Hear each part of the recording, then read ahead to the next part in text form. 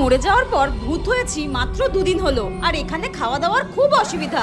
একটা মানুষ গেলে যে তার ঘাড় মোটকে খাবো তারও উপায় নেই, কারণ এই নিম গাছটা নিচ দিয়ে কোনো মানুষই যায় না। খিদেতে আমার নাড়ি ভুড়ি একদম চটকে যাচ্ছে, মনে হচ্ছে নিজের চুলটাই কামড়ে খাই। হঠাৎ একটা পেচি ভূতকে সামনে দিয়ে যেতে দেখি, আর আমি তাকে ডাকি।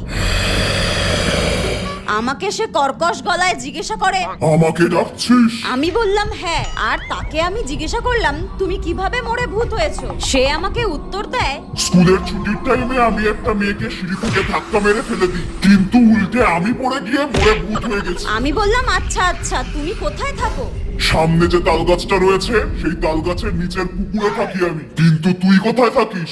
আমি বললাম লাইন দিয়ে পেছনে যে নিম গাছগুলো রয়েছে ওখানে আরো ভূতরা রয়েছে, ওদের সঙ্গেই আমাকে থাকতে বলা হয়েছে। পেছনের নিম গাছগুলো? আমাকে বলে ওই ডাকিনীগুলোর সাথে সাবধানে থাকিস, ওরা রেগে গেলে নিজেদের